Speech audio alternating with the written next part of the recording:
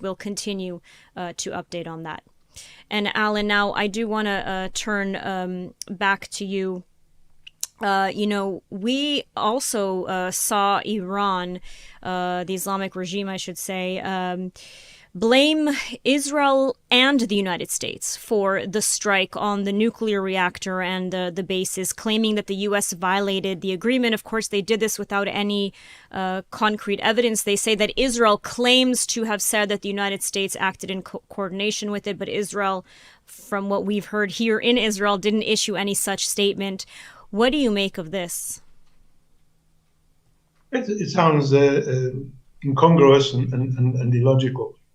Look, Israel acted completely and utterly in self-defense in accordance with all the basic international norms and principles facing an immediate and highly likely nuclear threat.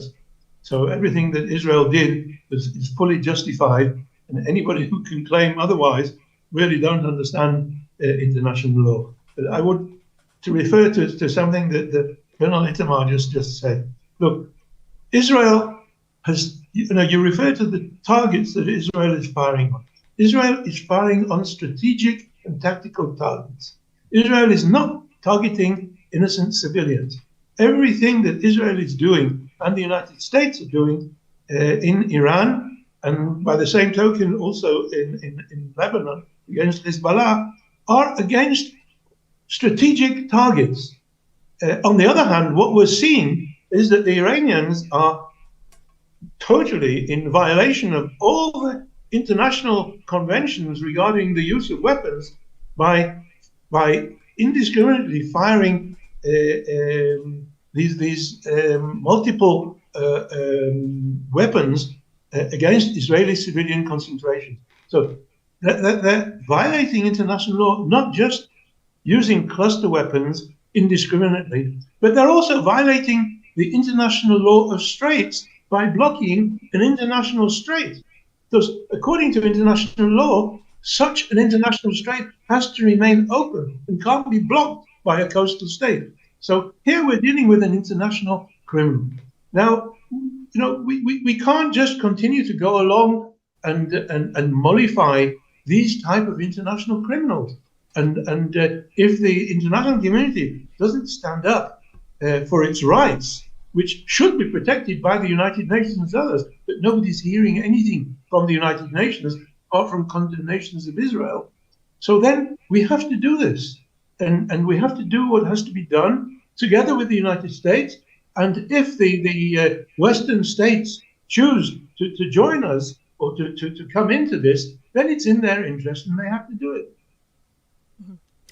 And, we also saw Iran target the U.S. airbase in Saudi Arabia, reportedly. I mean, do you think this could have any effect on President Trump's April 6th deadline? Alan, let's start with your thoughts. Well, look, I think I can understand, as an international lawyer and a diplomat, I can understand President Trump as a leader choosing to seek a diplomatic solution. This is what the international practice is.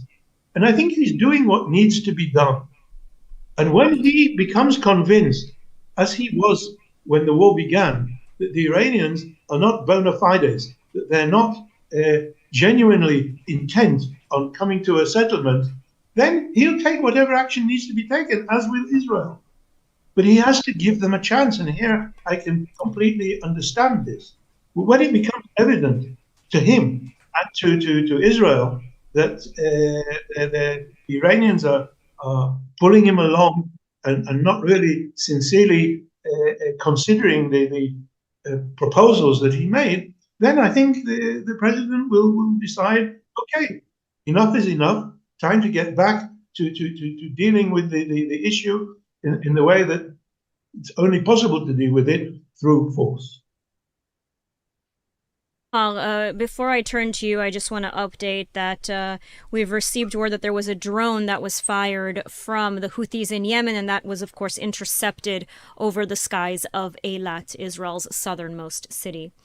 So, Itamar, turning now back to you, we're sort of updating as everything happens in real time. Let's talk about this deadline. You know, President Trump extending the deadline to strike the major energy targets in Iran. I mean, why hold off? Couldn't he have struck them and then gone into negotiations? I mean, why the delay? And from what you're seeing, or from your sort of analysis of the military and strategic map, do you think the U.S. is preparing for some kind of ground operation, despite the fact that we've heard, Secretary of State Rubio and the Vice President saying that there won't be boots on the ground?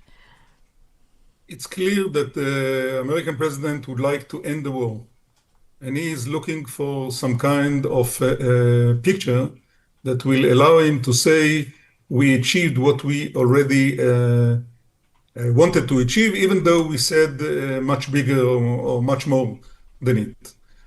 I think that he will be very happy to find a way to stop without involving boots on the ground in Iran.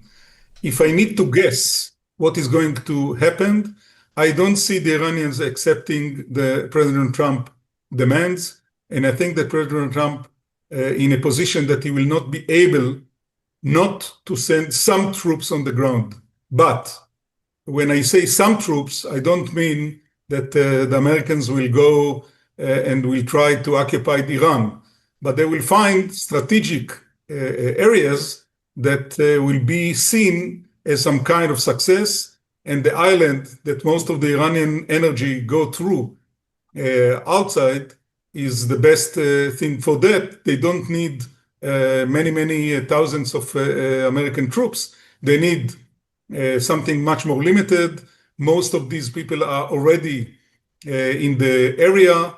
And I think that the fact that President Trump is waiting is to try to find a way to achieve that before he starts some kind of a ground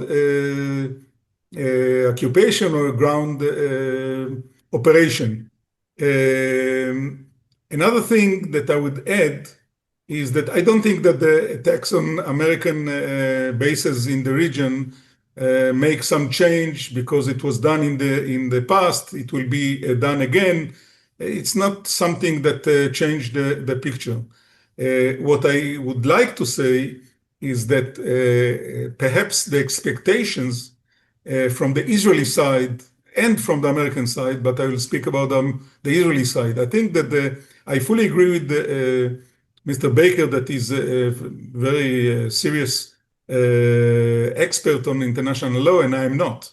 But I think that the problem with the Israeli position was not the strike that we take on the different elements of the nuclear system in Iran. The problem is that the Israeli system and the Israeli political leaders have said publicly that one of the war aim is a regime change. And a regime change is not something, and I'm sure that Mr. Baker will agree with me, regime change is not something that, according to the international law, is something that you can see as part of the international law. And again, there are differences between doing things and speaking louder about these things that you're doing. And it's another example that the Israeli system talk too much, much more than it's needed.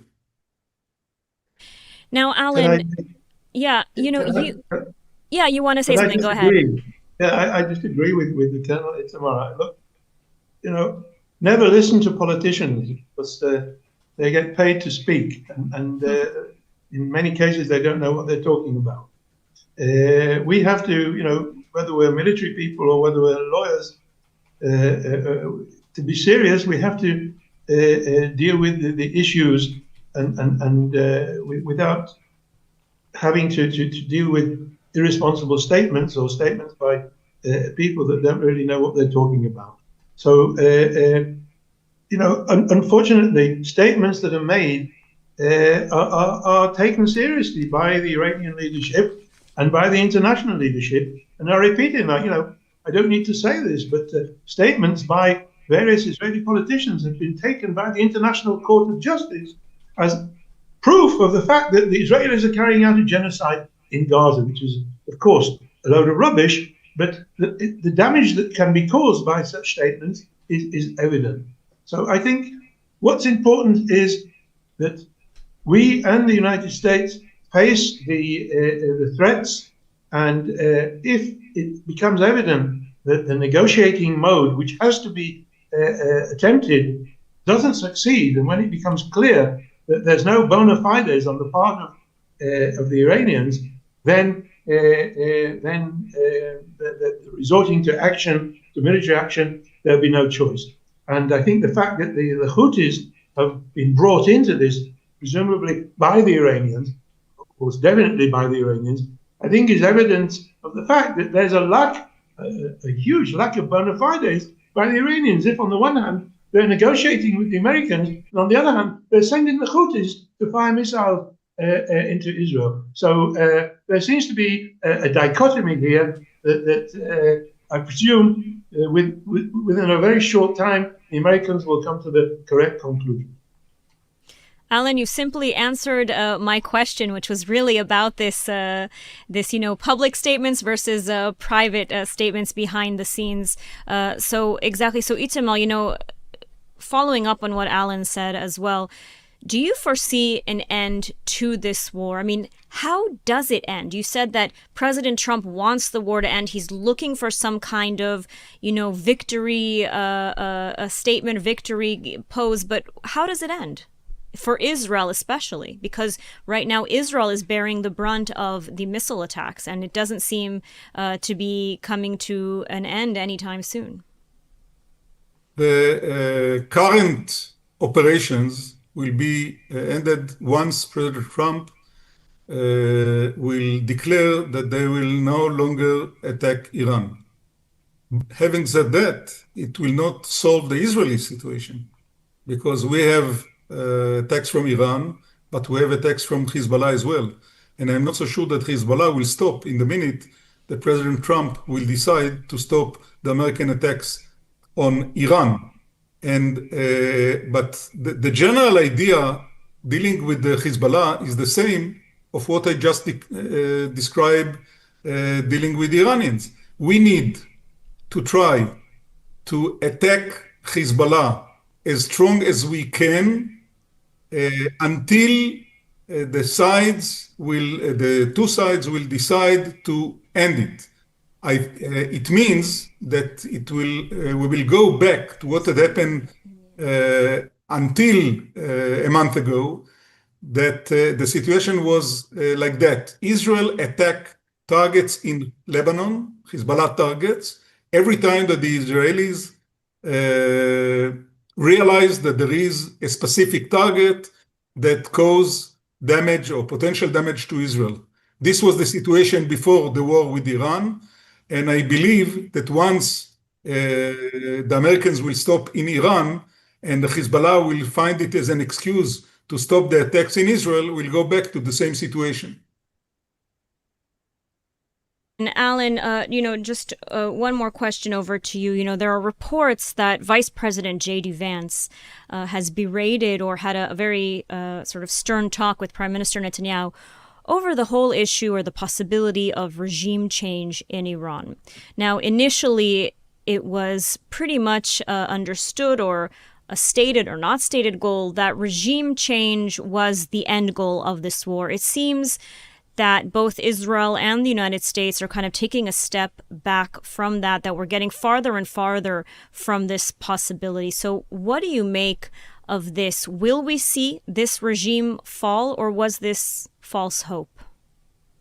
Well, I think this is never, it might have been called an end goal, but I think it's an end hope.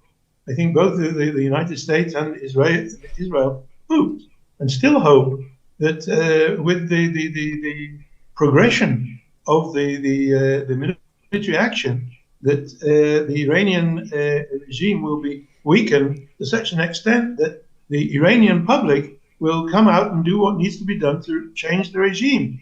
It's not in the capability neither of the United States nor Israel to bring about a regime change. The Israelis and the Americans aren't going to walk into Tehran and change the regime. It just won't happen. It doesn't happen.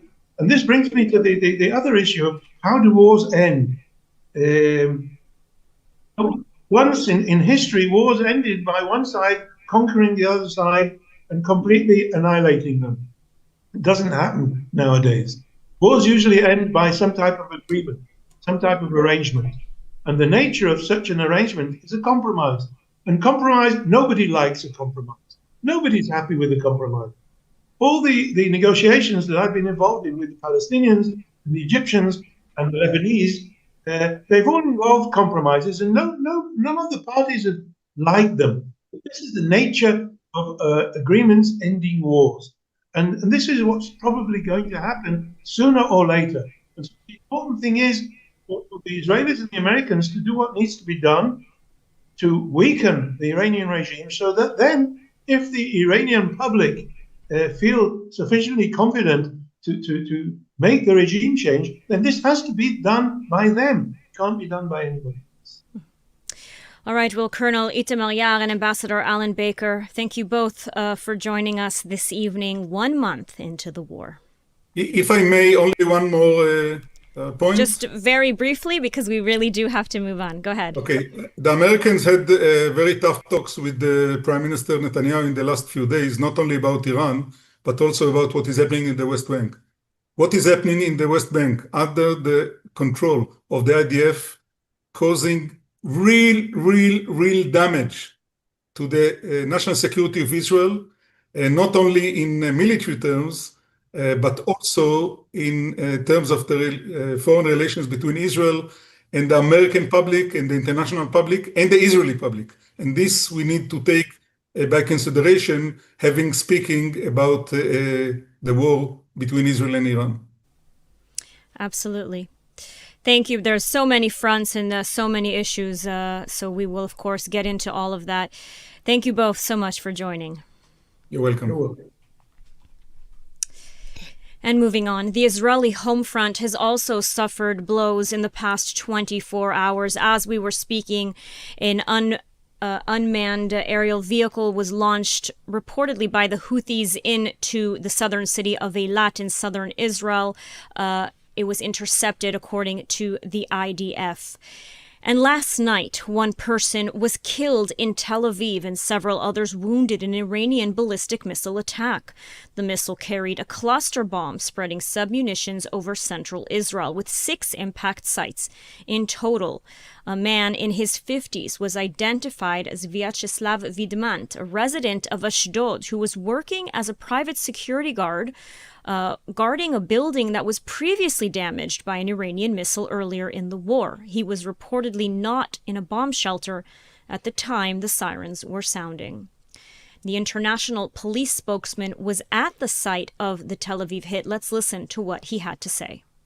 The Iranian regime is once again targeting our civilian populations. They've once again fired a cluster missile, ballistic cluster missile, in heavily populated areas. You can see the result behind us with 1 civilian that's killed, and we have another 4 that are injured in various conditions. This is just one scene where the Israel police is responding to, and at the time collecting the fragments from the dangerous munition that's targeting our civilians. I want to tell you guys, time and time again, we've seen the pattern. The Iranian regime it hasn't had enough targeting their own civilians. They also target their neighbors. They target ours. This is the result behind us. These cluster missiles have one goal and one goal only: to maximize civilian casualties.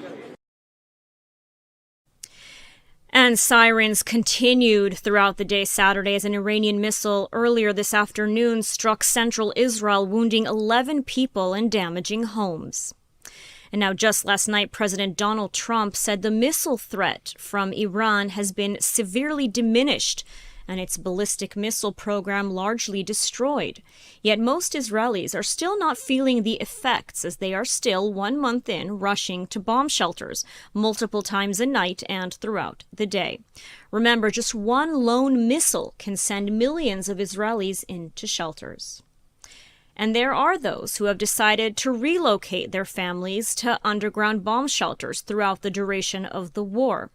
Yael and Diego and their 2 daughters and their dog are one such family. They've been living in a bomb shelter since the start of the war. Yael Ringel joins us now. Yael, I see you're joining us with your daughter and your husband and the dog.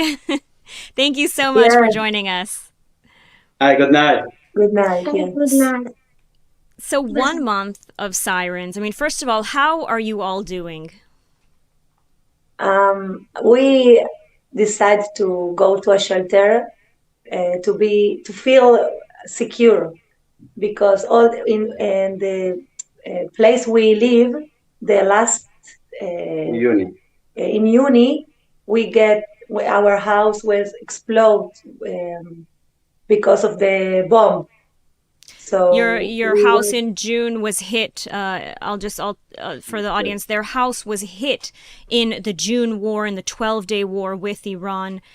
So very, of course, startling and terrifying event, and so that's why you decided to relocate to the bomb shelter this time around. This time, so the last time after we strike of the bomb, we get this place from the municipality of Ramat Gan,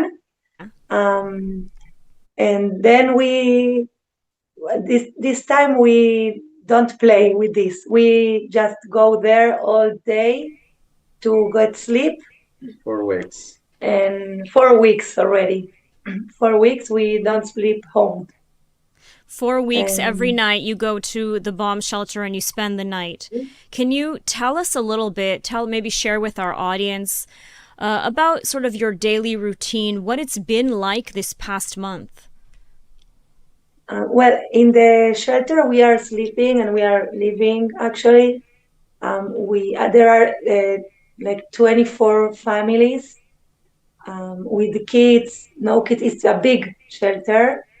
And we have kitchen and frigidaire, Kitchen, bathroom, and we have air conditioner. So, and it's very nice place because there are children there. In the normal day, it's a place that children go and do things. So it's a nice place. So it's like it's not home, but you have everything.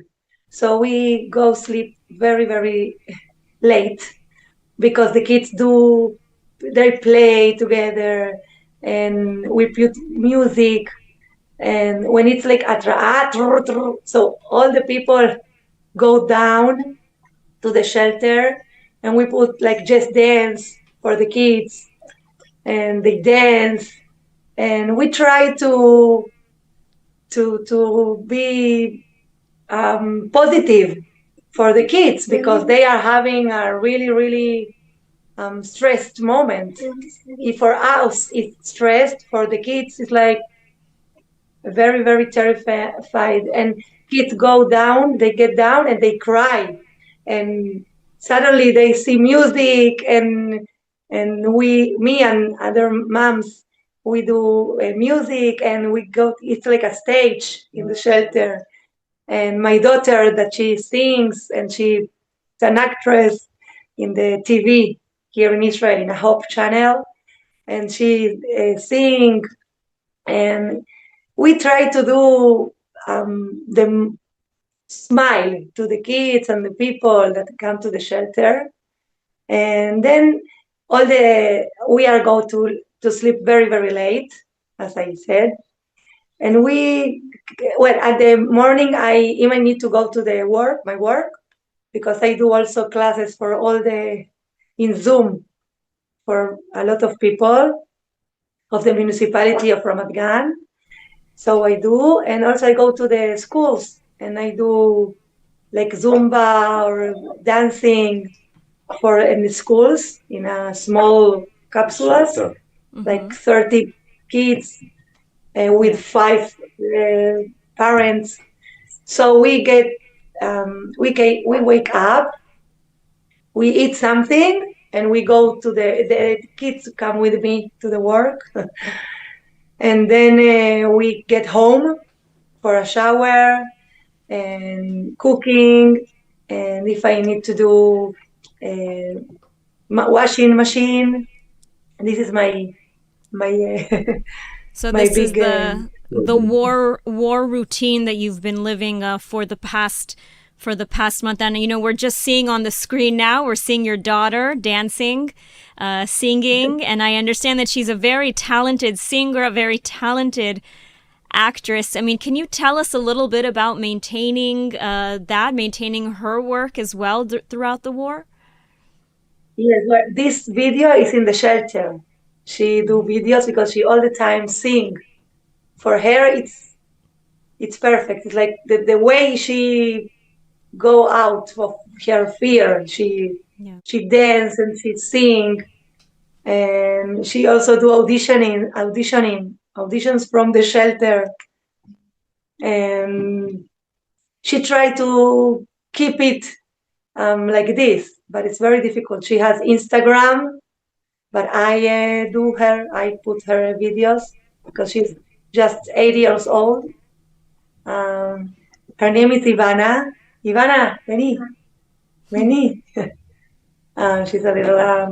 She's a little shy Ivana. now.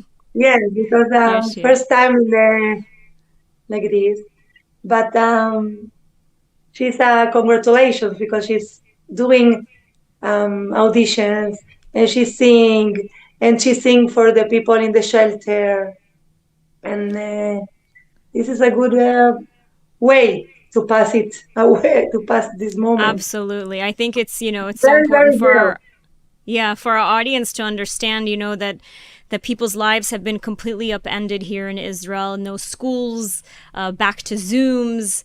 So it's a very different reality, very similar, you could say, to the corona, except with the threats of missiles and sirens constantly over our heads.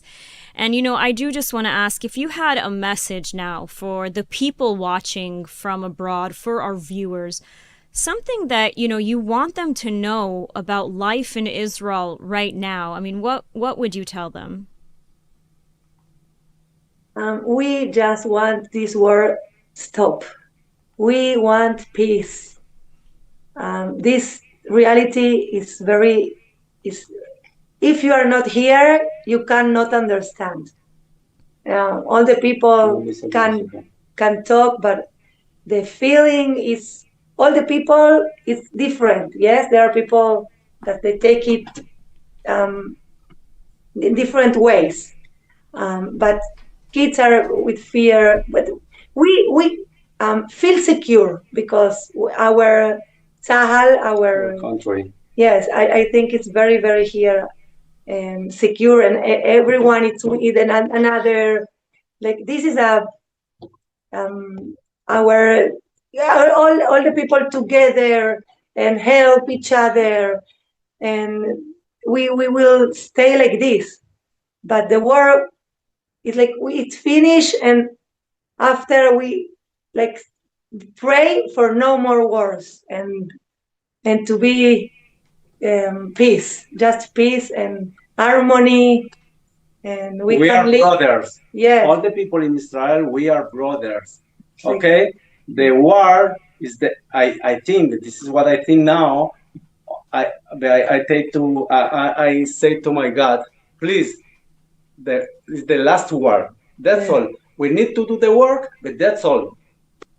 Yes, I think we can all say amen to that. Yael, Diego, and the rest of the family, thank you so much for joining us. Am Israel Chai. Yeah. Am Israel Chai. Am Israel Chai. And really, let's hope the missile attacks will end very soon and you can go back home to your regular life. And of course, we're all wishing your daughter all the success in the world. Gracias. I hope. Thank you. Thank you. Thank you very much. Thank you. Thank you for joining us. Also, you can see Ivana. Yes. What Very, very sweet family, and unfortunately just a glimpse of what life is like for families here in Israel. Now, we've talked about the war front with Iran, but there's the other front, the northern front, which is also significantly heating up. The IDF announced today that it eliminated Ali Hassan Shaib, who for years operated as a Hezbollah Radwan Force terrorist under the guise of a journalist. According to the army, Shaib worked with a Hezbollah-affiliated Al-Manar network while working within the terror group's elite intelligence unit. As such, the IDF says Shaib would use his credentials as a journalist to expose the locations of IDF soldiers operating in southern Lebanon and along the border, and then would relay the information to the Hezbollah Radwan forces. 2 others were also killed in the strike that eliminated him. Additionally, IDF troops operated in Lebanon to dismantle Hezbollah infrastructure. The IDF revealed weapons found inside a school, alongside UNHCR markings, that of the United Nations, as well as terror infrastructure and shafts located in the vicinity of a church. Meanwhile, IDF spokesman Effi Deflin issued a statement on Friday. Let's listen to what he had to say. For years, we have been defending our northern border against Hezbollah's attacks on our civilians. They have continued to rearm and re-weaponize in violation of the ceasefire agreement. But don't just take my word for it. Listen to this senior Hezbollah member. كان حزب الله وكانت المقاومة الإسلامية تعمل على تجميع قدراتها أولا الصاروخية كماً ونوعاً. Funded and trained by the Iranian terror regime, Hezbollah is rebuilding their terrorist capabilities, stockpiling missiles and suicide drones, training ground forces and rebuilding infrastructure, operating from civilian areas as part of their war tactic. On March 2nd, they chose to join the Iranian terror regime in their attacks against Israel, putting both Israeli and Lebanese civilians at risk. This is exactly what we are operating against. As we continue to strike Hezbollah terror targets, IDF troops are positioned in forward defensive points along the border area in southern Lebanon. In contrary to the declaration by the Lebanese government earlier this year, Hezbollah is still operating and conducting attacks from southern Lebanon. If the Lebanese government will not disarm Hezbollah, the IDF will.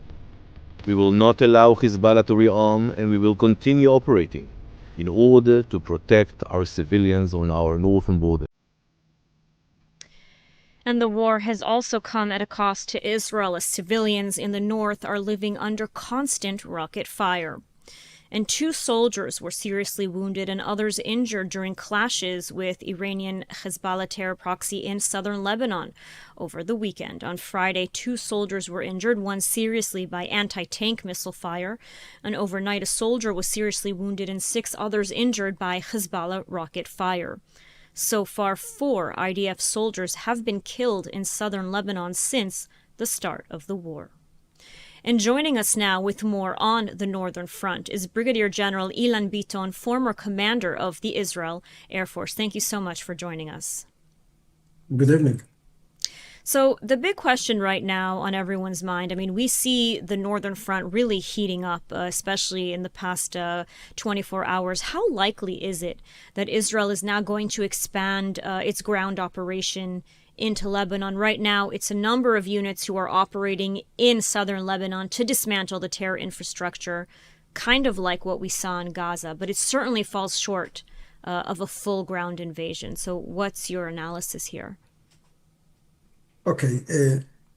In Iran, our air defense intercepts the ballistic missiles, and the Air Force try to reduce the launchers and all the storage of those TBMs.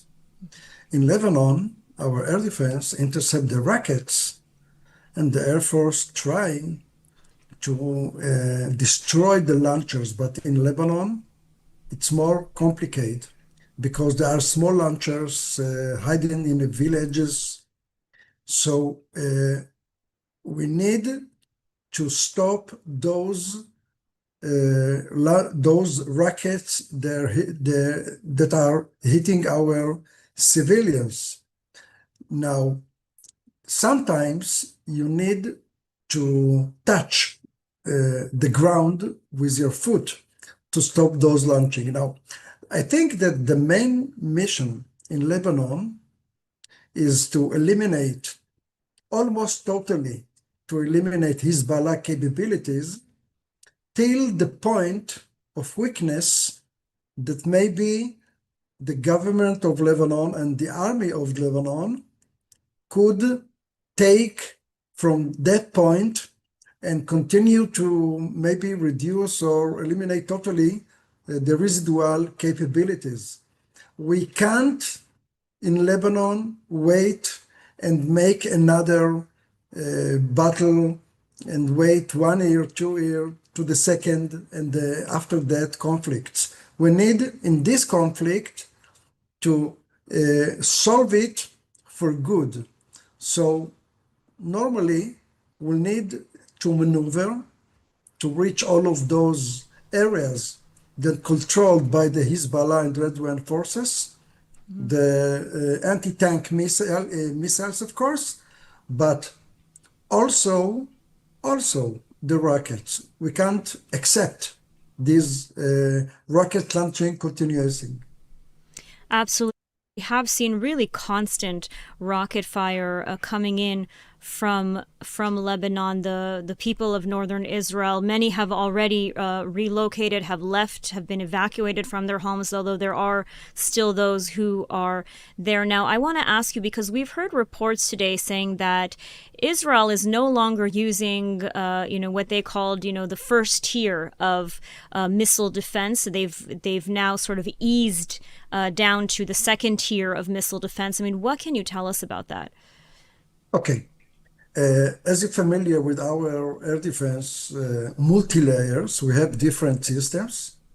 Each of them built especially to special threat, and all of those air defense systems working together in interoperability and get synergy, so each system can solve or deal with the leaks of the others.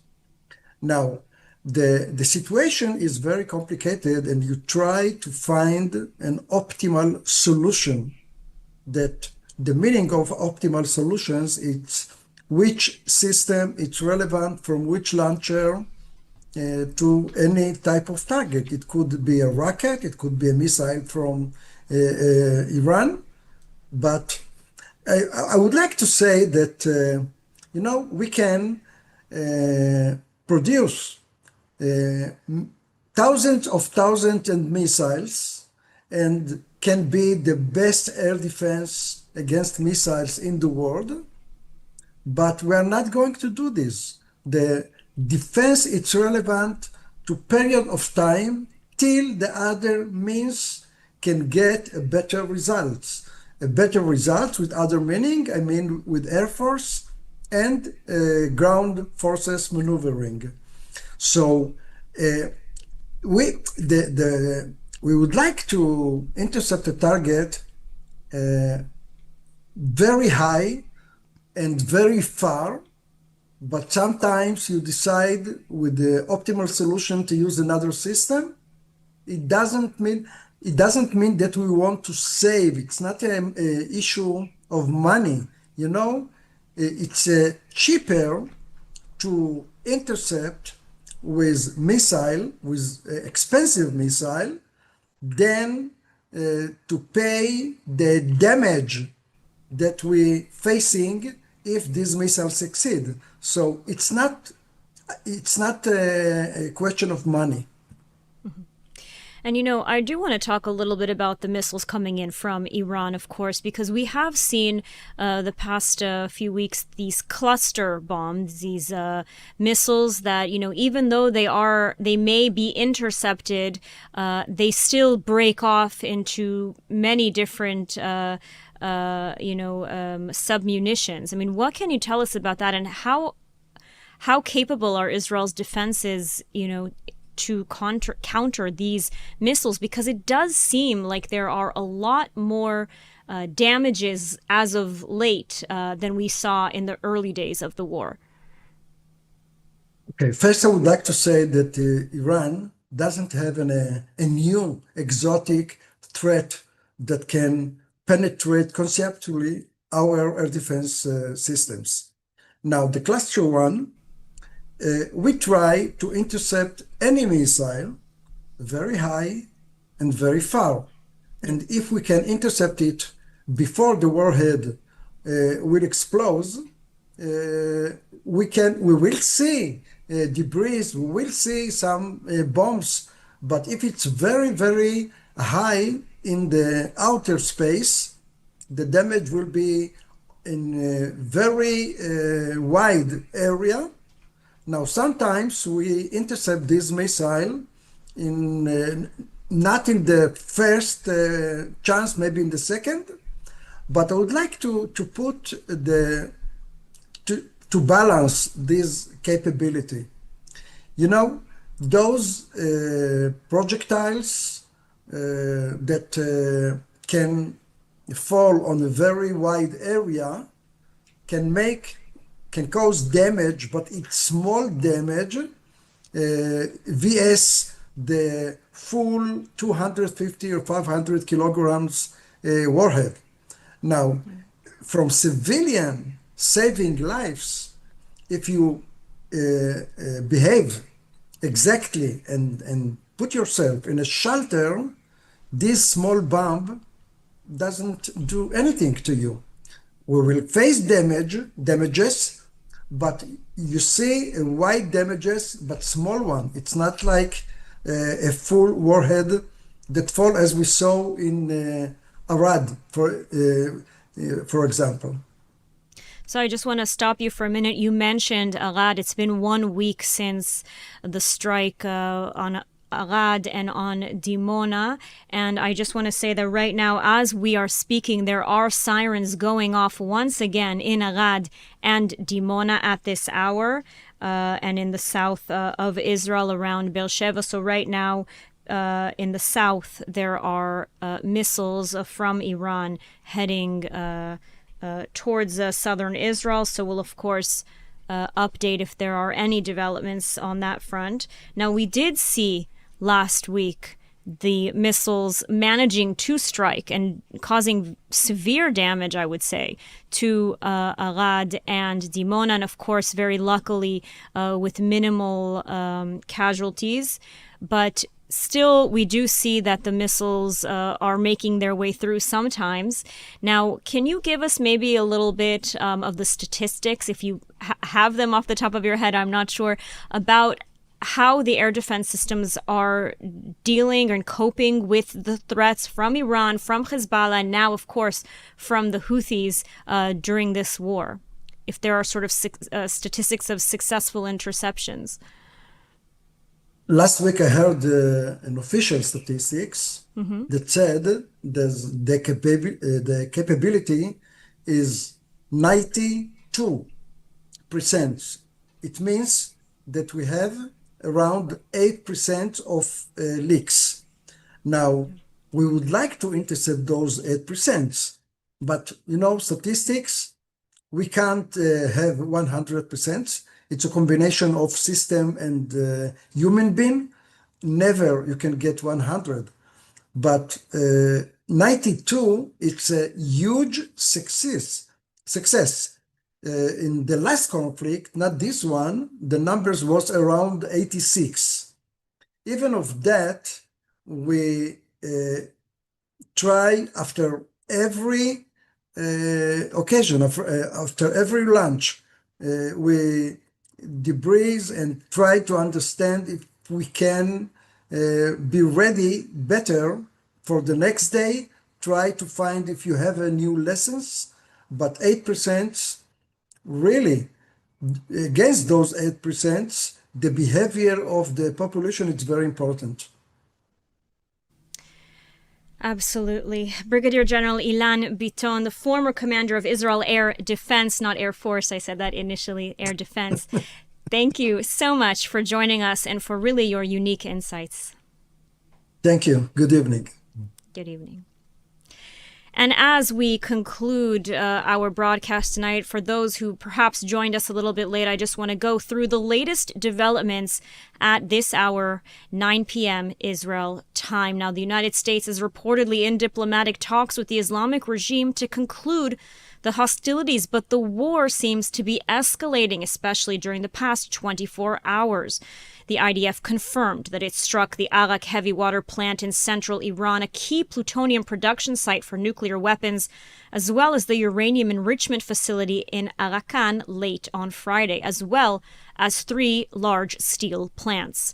Now, over 50 Israeli Air Force fighter jets carried out these precision strikes. Hours earlier, Defense Minister Israel Katz said Israel would intensify and widen its strikes on the Islamic regime after Iranian missile fire sent millions into bomb shelters throughout the country. Katz said that despite Israel's repeated warnings to Iran to stop firing on civilians, the missile fire continues. And therefore, he said the IDF strikes will intensify and expand to additional targets in areas that assist the regime in building and operating the weapons used against Israeli civilians. Additionally, the IDF throughout Saturday continued targeting Iranian regime infrastructure, including several facilities and sites linked to the ballistic missile program. And the Islamic regime, in response, vowed retaliation for all of the strikes. And overnight, 1 person was killed in Tel Aviv in an Iranian missile salvo on central Israel. Iran has repeatedly and continuously launched missiles at Israel from north to south, as has Hezbollah in Lebanon. And the big news over the weekend, the Houthis have now entered the war. They have already launched 2 projectiles, a missile and a drone at Israel. And this continued just as we were speaking at this hour. They fired another drone at the southern city of Eilat. So those are the major headlines coming out of Israel at this hour. I'm Lidar Lazi. We'll be back here tomorrow at 1 p.m. with the latest headlines. Join us here on ILTV. In the meantime, I'm Lidar Lazi. Thanks for watching and stay safe.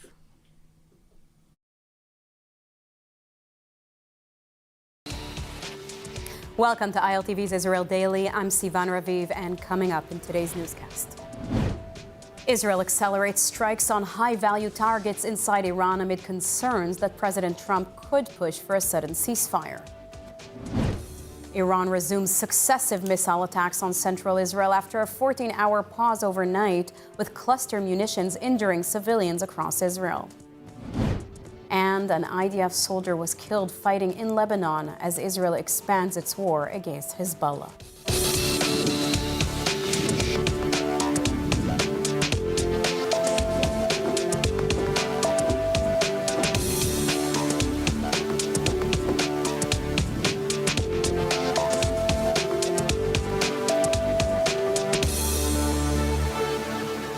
Israel is rushing to strike high-value targets in Iran amid concerns in Jerusalem that U.S. President Donald Trump could suddenly push for a ceasefire this weekend.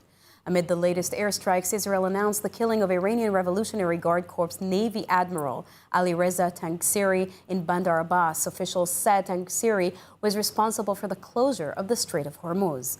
ILTV's Steve Leibowitz has the latest. According to local and foreign reports, Prime Minister Netanyahu has ordered a 48-hour surge in attacks on Iran's missile and nuclear infrastructure, aiming to maximize damage before any halt in fighting. Israeli officials have expressed doubts that Iran will accept the U.S. proposed deal or that it would fully eliminate the threat. But if they do, time is running short to strike remaining key targets, prompting Prime Minister Netanyahu to direct the military to hit as many high-priority targets as possible during this window. Waves of IDF airstrikes are ongoing. The Israeli Air Force struck multiple Iranian weapons production sites in Tehran, targeting facilities used to manufacture aerial and naval systems for Hamas, Hezbollah, and other proxy groups.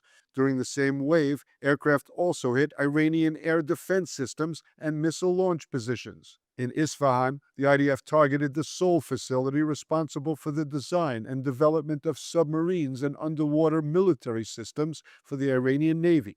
The site produces unmanned vessels and support systems, and it was struck under the guidance of military and naval intelligence, dealing a significant blow to Iran's ability to expand or upgrade its naval fleet. Amid the latest airstrikes, Israel announced the killing of Iranian Revolutionary Guard Corps Naval Admiral Ali Reza Tangsiri in Bandar Abbas. Officials say Tangsiri was responsible for the closure of the Strait of Hormuz. The army says the strikes are part of a broader campaign to dismantle Iran's defense industry, including facilities used to arm proxy groups across the region. The army says it will continue targeting production infrastructure to deny the regime the capabilities it built over years. With the waves of precision strikes across Iran, Israel is sending a clear message. The clock is ticking, but no target will be spared in the drive to neutralize Tehran's military threat before any ceasefire can take hold. This morning, the Islamic regime in Iran sent an unusually large amount of missiles toward Israel. One impact site was in the south of Tel Aviv. Our correspondent, Devo Klein, went out to the scene to check it out. Devo, what can you tell us? Hey, Sivan, I'm standing here in Tel Aviv at one of the impact sites of a ballistic missile hit. This is obviously the splitting warhead ballistic missiles, which means that there isn't any news of injuries as of this point, but the damage is extremely extensive. As you can see, the building behind me has been completely damaged just from the small impact of